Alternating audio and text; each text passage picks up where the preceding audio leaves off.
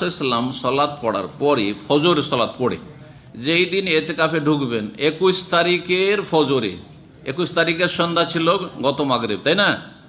ঠিক কিনা? আর ফজর, এই যে ফজর গেল, গত ফজর। তো এই যে গত ফজরটা পড়ে এতেকাফের জায়গায় ঢুকে যেতেন 21 তারিখের রাতের ফজরটা পড়ে। আর এটা দিন যাচ্ছে, এখন দিন শেষ হতে যাচ্ছে 21-এর।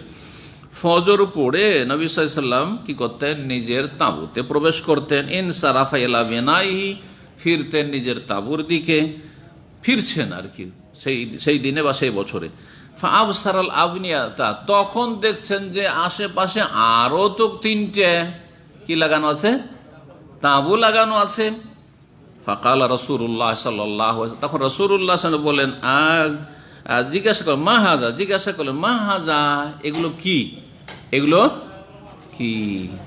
ভালো করে শোনেন কিন্তু, আর মেলা মশলা এখান থেকে বুঝতে পারবেন। আর মেলা আকিদায় যে আমাদের সমাজে শিরকি কুফরি আকিদা আছে, ইসলাম বিরোধী আকিদা আছে, সেগুলি যে ইসলাম বিরোধী, ওইটাও এই হাদিসে বুঝতে পারবেন। আমাদের সে বেরেলভি সমাজ আছে, জানেন? আসল তাদের নাম হচ্ছে বেরেলভি ভারতে, কারণ ভারত থেকে এই ফিরকা জন্ম নিয়েছে। আর বাংলাদেশে এরা নিজেদেরকে পরিচয় দেয় রেজবি বলে, চেনেন তো?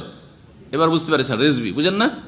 মাজার পূজারী রেজবি, যারা মাজার পূজা করে, আটরসি, মাইজ ভান্ডারি, ফুলতুলি, এই ধরনের যতগুলি আছে, সবগুলি হচ্ছে চন্দ্রপাড়া, যতগুলি আছে প্রায়গুলি সব রেজবি বেরেলভি।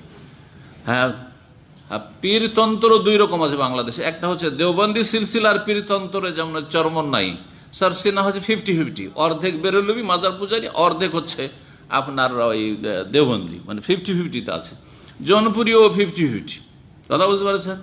হ্যাঁ, আর কওমিরা এরা হচ্ছে সব ওই যে চরমনাই পার্টি, জি, এরাও বিদাতি। আর বাকি যতগুলো আছে, যতগুলি মাজারপন্থী, যারা মাজার পাকা করে, মাজারে ওরস লাগায়, মাজারে গিয়ে সেজদা করে, মাজারে খাসে মোরগ নিয়ে যায়, মাজারে চাদর চড়ায়, আর এতে বিশ্বাসী, তাদের অনেক শিরকি কুফরি আকীদা আছে। তার মধ্যে একটি হচ্ছে নবী আলেমুল গায়ব। নবী কি?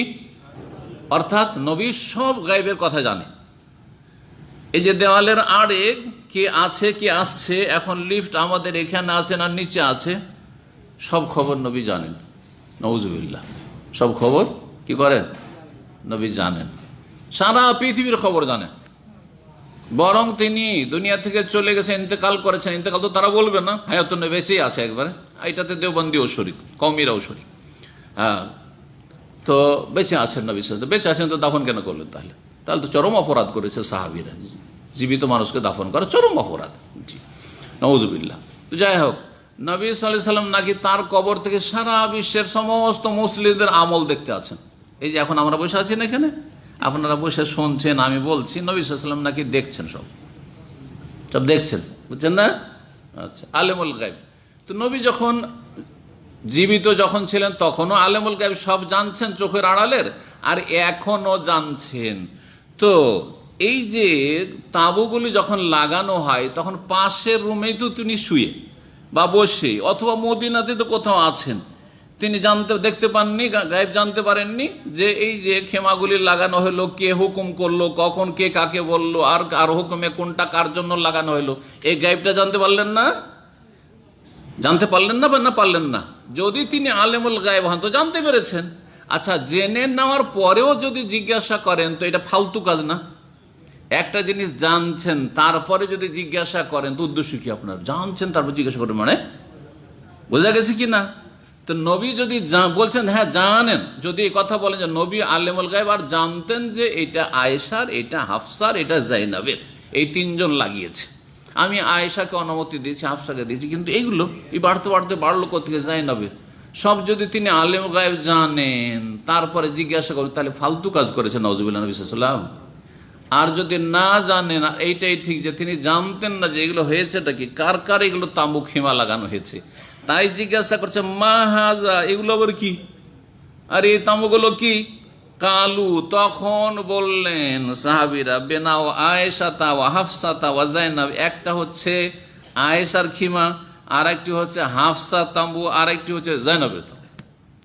এর বুঝেছেন? নবী আলেমুল গায়েব নন। সুতরাং নবীকে কেউ যদি আলেমুল গায়েব বলে, তার আকীদা কি? শিরকি আকীদা। ভ্রান্ত বলে তো হালকা, ভ্রান্ত তো যে মিলাদ পড়ছে সেও ভ্রান্ত, ঠিক না? যে নিয়ত পড়ছে নামাইতো সেটাও ভ্রান্ত, কিন্তু শিরক নয়। কিন্তু যদি কেউ একমাত্র আলেমুল গায়েব কে? দৃশ্য অদৃশ্য চোখের সামনে থাক আড়ে থাক সব জানেন কে? একমাত্র আল্লাহ, ঠিক না? আর কেউ জানে দুনিয়াতে? না গস কুতুবরা জানে, জিলানি জানে, চিস্তি জানে? কেউ জানে না। কোন নবী রসুল জানে? না, জানে না। বহু দলিল রয়েছে। আল্লাহ কোরআনে অনেক আয়াত রয়েছে, কোরআনে কারিমে, তার মধ্যে একটি আয়াত, আসমান জমিনে আল্লাহ ছাড়া কেউ গায়েব জানে না। কোরআন আছে না নেই? কুল হে নেই বলে দাও, লা ইয়ালামু মান ফিস সামাওয়াতি ওয়াল আরদিল গায়বা ইল্লাল্লাহ। আসমানে জমিনে গায়েব, চোখের আড়ের কথা আল্লাহ ছাড়া কেউ জানে না।